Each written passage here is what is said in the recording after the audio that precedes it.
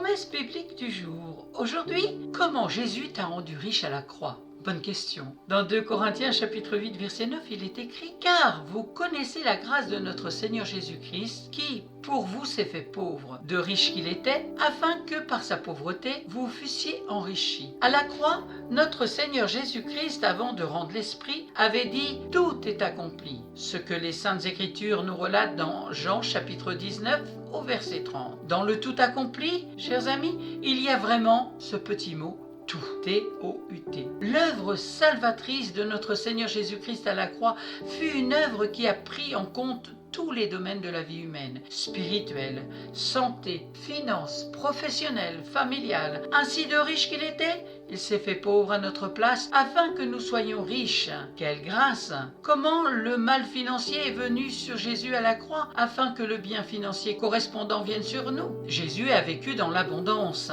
En effet, tout s'est passé à la croix. L'échange a eu lieu à la croix. C'est à la croix qu'il a pris ta pauvreté pour te donner sa richesse. On peut facilement croire que Jésus, lors de son passage sur la terre pendant son ministère, avait vécu dans la pauvreté, ce qui n'est pas vrai. Lorsque nous analysons un peu la vie de Jésus-Christ pendant qu'il était sur terre, nous pouvons comprendre aisément qu'il vivait dans l'abondance. Il ne manquait de rien. Il avait tout à sa disposition pour faire la volonté de son Père. On ne peut donc traiter de pauvre quelqu'un qui a nourri plus de 5000 hommes sans les femmes et enfants. Matthieu chapitre 14 versets 19 à 21. On ne peut donc traiter de pauvre celui qui a l'habitude de donner régulièrement aux indigents. On ne peut non plus traiter de pauvre celui qui payait ses impôts. Matthieu chapitre 17 verset 27. On ne peut traiter de pauvre celui dont les disciples n'avaient manqué de rien. Luc chapitre 22 verset 35. Jésus avait parfaitement vécu dans l'abondance et n'a manqué de rien. Mais à quel moment s'est-il fait pauvre à notre place? Jésus a eu faim à ta place. La faim, selon Wikipédia, est la sensation apparaissant après un certain temps sans manger qui pousse un être vivant à rechercher de la nourriture. À la croix, Jésus a pris sur lui le mal financier afin que le bien financier soit ton partage. Et la faim fait partie des maux financiers qu'il a supportés à ta place. À la croix, il n'a pas mangé pendant environ 24 heures. Il l'a fait pour que toi et moi, nous ne manquions jamais de quoi manger. Tu dois prendre conscience de cette vérité évidente et savoir que la faim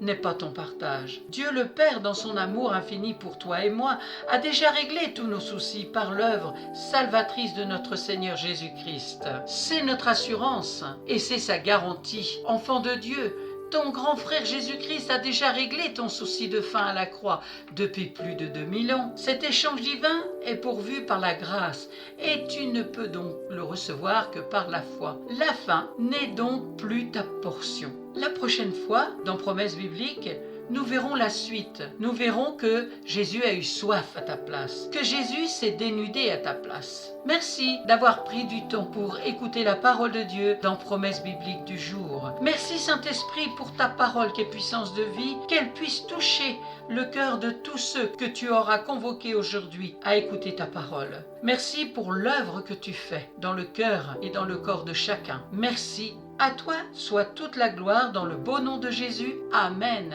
Bon courage à tous et je vous donne rendez-vous à très bientôt.